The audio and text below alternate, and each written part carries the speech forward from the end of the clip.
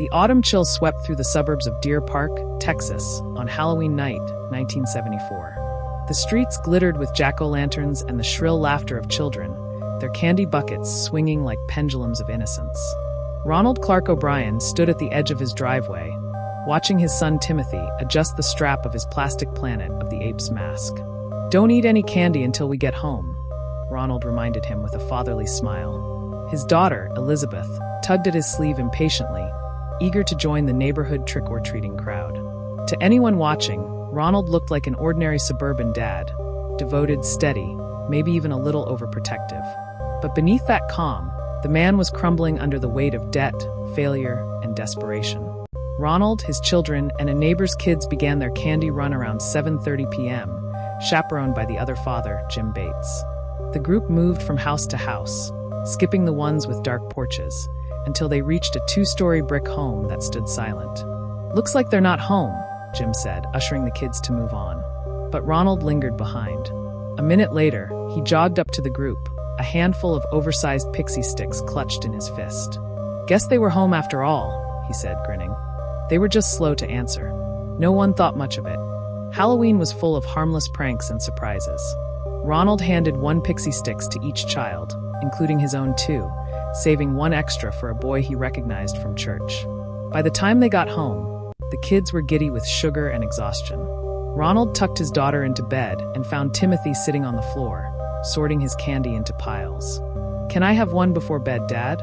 Timothy asked, holding up the giant Pixy Stix. Ronald hesitated for a beat, long enough for any father to reconsider, but then smiled and helped tear open the powdered candy. The sugar had clumped inside the straw, so Ronald gently rolled it to loosen it. He watched as his son tipped it back and swallowed. Moments later, Timothy gagged. His face twisted in confusion, then pain. "It tastes bad, Dad," he whimpered, clutching his stomach. Before Ronald could react, Timothy began convulsing violently, vomiting onto the carpet. His little body went rigid, then limp. By the time paramedics arrived, it was too late. Timothy had died before midnight.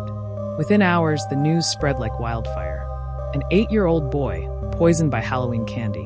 Parents across Texas tore open their children's candy bags, dumping their treats into trash bins, terrified that the unthinkable had come true.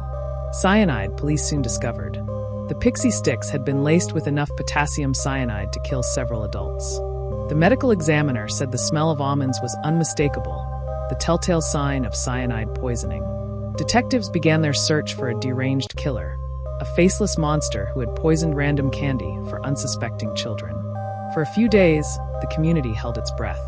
Then the case took a turn. The police traced the poisoned Pixy Stix to O'Bryan himself. He had been the only adult who claimed to have received them from the dark house. Yet when officers returned to the street, the homeowner, a man who worked as an air traffic controller, was out of town that night. None of his family had given out candy. When confronted, Ronald seemed surprised. He insisted he must have gotten the candy from someone else.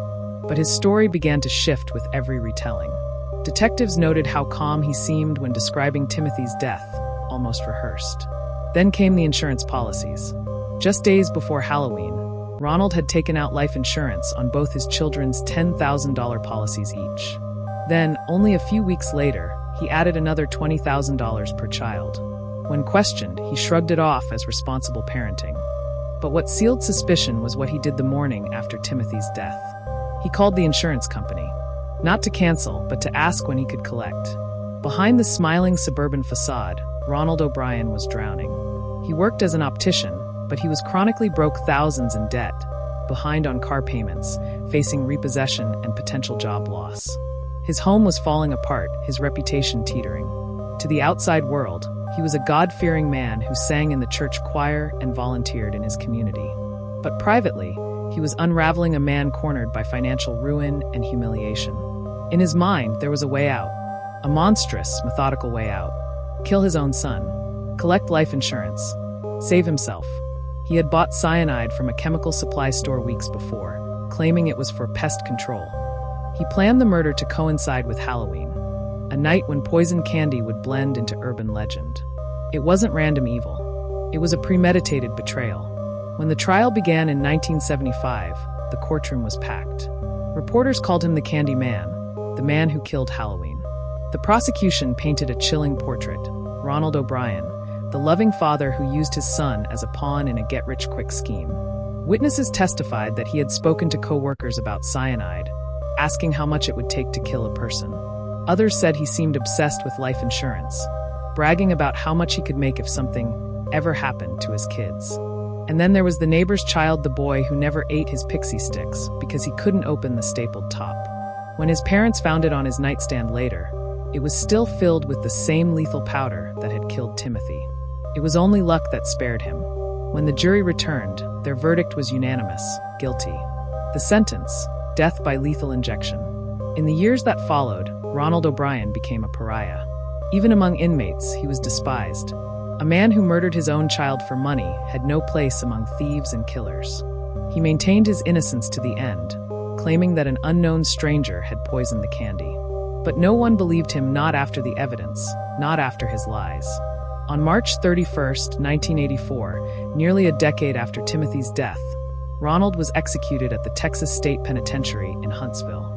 As the chemicals coursed through his veins, he turned to the gathered witnesses and proclaimed, "I forgive all, and I do mean all those who have been involved in my death. God bless you all." Outside the prison, people celebrated. Some wore costumes, some handed out candy. For them, his execution wasn't just justice. It was the end of a nightmare that had haunted every parent's heart. After that Halloween, everything changed. Parents began inspecting candy, banning anything unwrapped or homemade.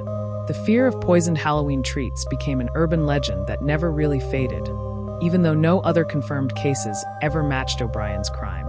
He had taken one life, but in a way, he had killed something else too. The innocence of a tradition. The trust that children once carried in their small hands as they knocked on neighborhood doors. Every Halloween since, as children pour their candy out on living room floors, parents hover close, checking, sniffing, second-guessing. All because of one man. One desperate, delusional father who traded his son's life for $30,000. The Candy Man.